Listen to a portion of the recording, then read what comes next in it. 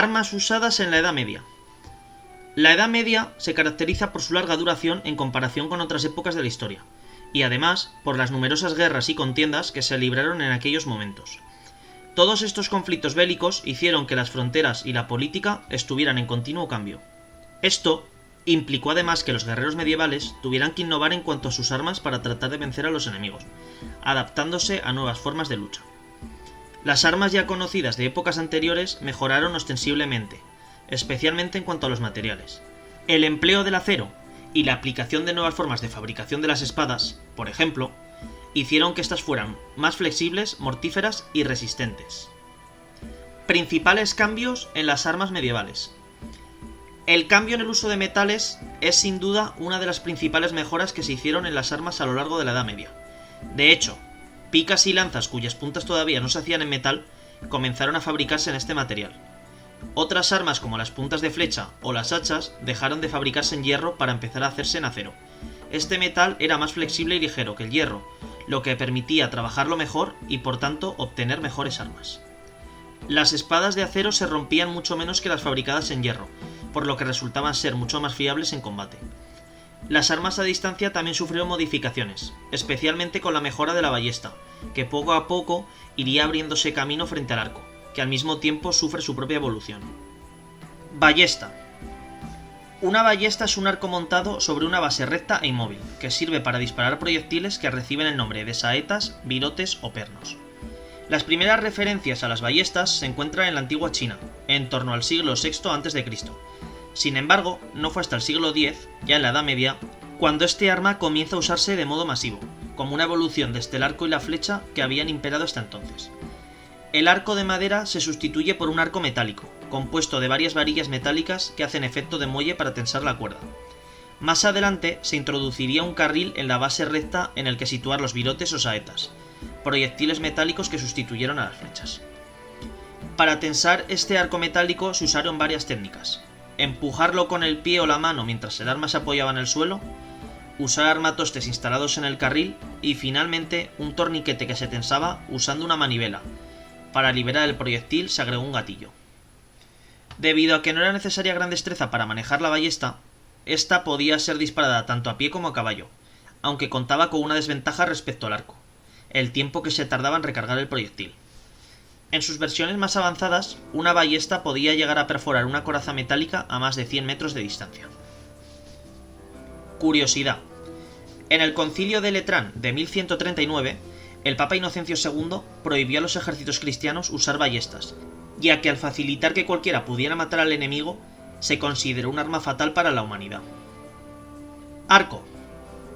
El arco consiste en un arma flexible, en cuyos extremos se atan a su vez los extremos de una cuerda en la que se sitúa la flecha.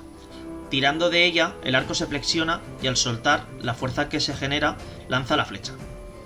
El arco y las flechas son conocidos desde el Paleolítico, pero es en el siglo XI, en la Edad Media, cuando fue mejorado por los ingleses, con la creación del arco largo, que llegaba a medir hasta 1,80 metros. La pericia de los arqueros ingleses fue tanta que llegaban a lanzar de 10 a 12 flechas por minuto. Los arqueros ingleses precisaban de un periodo aproximado de 8 años para aprender a manejar el arco adecuadamente. Durante la batalla, solían ser atendidos por niños que les iban procurando nuevas flechas, clavándolas a sus pies conforme se les iban agotando. Por lo general, durante la Edad Media, los arcos se fabricaban con madera de tejo, aunque también se usaron otros tipos como el fresno, dada su flexibilidad. Estos arcos tenían un gran alcance, pero no quiere decir que se sumase a la puntería. Sin embargo, teniendo en cuenta la gran cantidad de arqueros que había en un ejército, es lógico pensar que con la lluvia literal de flechas que caería sobre los enemigos, la puntería no era necesaria. Curiosidad. Un arco de tejo tardaba hasta 4 años en fabricarse, ya que la madera de este árbol debía madurar durante al menos 2 años. Maza. Una maza es simplemente una vara o garrote en cuyo extremo se engastaba una piedra, con la que se golpeaba al enemigo. Con el paso del tiempo, esta piedra se sustituyó por una bola fabricada en metal, a la que posteriormente se añadieron aletas. Se utilizó desde la prehistoria, pero fue durante la Edad Media cuando la maza vivió un resurgir en el ámbito militar, debido a que su fabricación era sencilla y barata. A partir del siglo XI aparecieron las formas más evolucionadas de este arma, y un siglo después aparece como símbolo de poder de reyes, emperadores y jerarcas de la Iglesia. La maza, que hasta entonces había sido un arma no demasiado valorada, se convierte entonces en una de las armas preferidas por los caballeros medievales. Y, además, se convierte en un objeto de prestigio. En la Edad Media se desarrolló la conocida como maza de armas, fabricada con la cabeza de bronce o de hierro, a la que se añadieron aletas o cuchillas con el objetivo de perforar armaduras metálicas. Además, en lugar de tener la cabeza redonda, se hizo poligonal.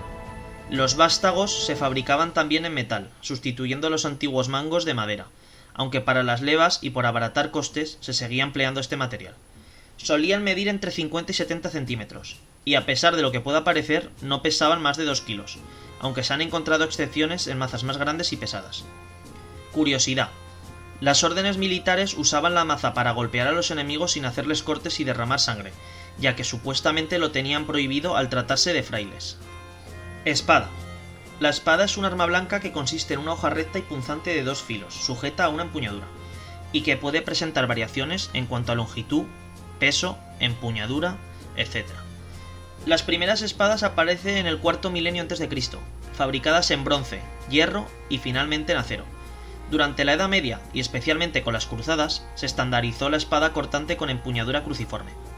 Después se desarrollaría el extremo punzante para responder a las mejoras producidas en las armaduras.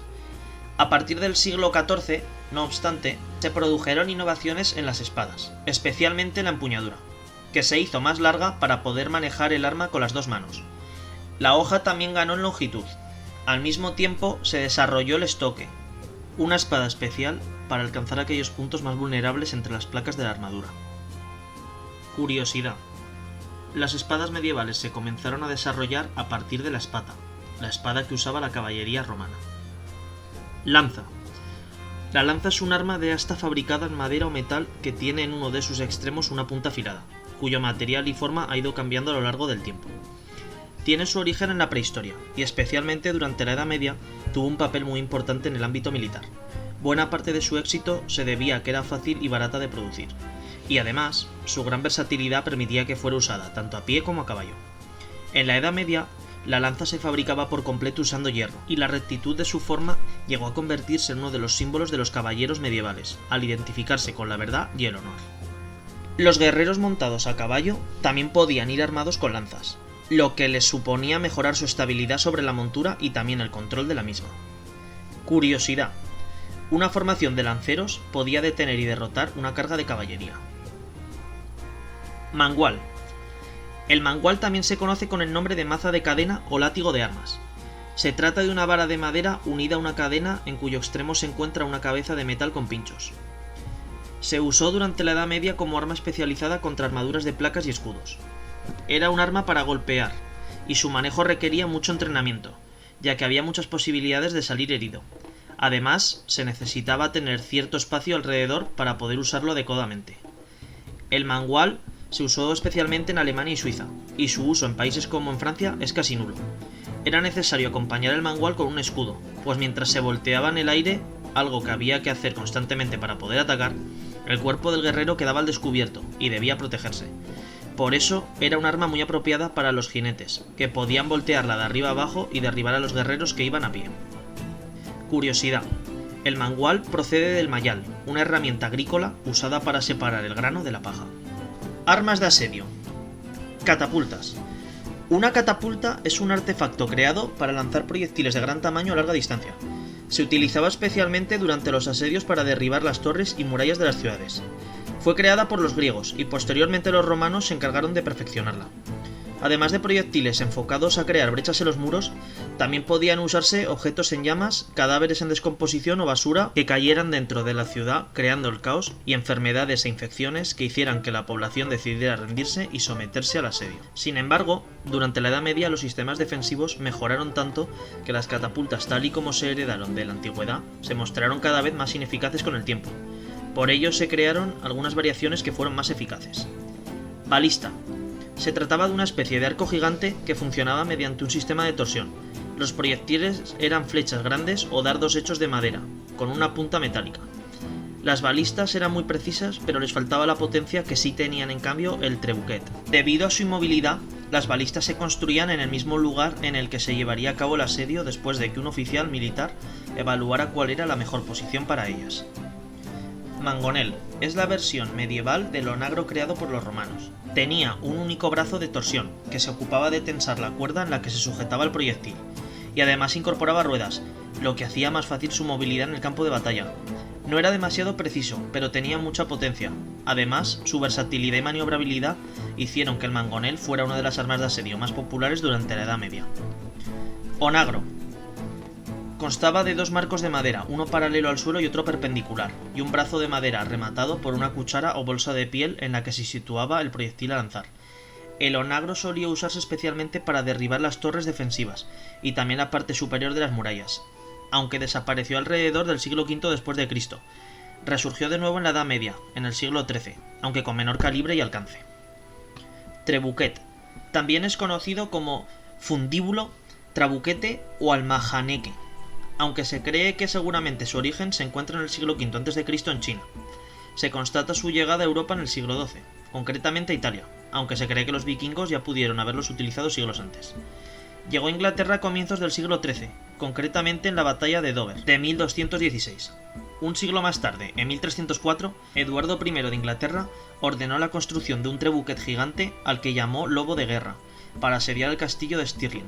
Desgraciadamente no nos ha llegado los detalles de su diseño. A comienzos del siglo XVI, y con la aparición de la pólvora, el trebuchet fue paulatinamente sustituido por los cañones.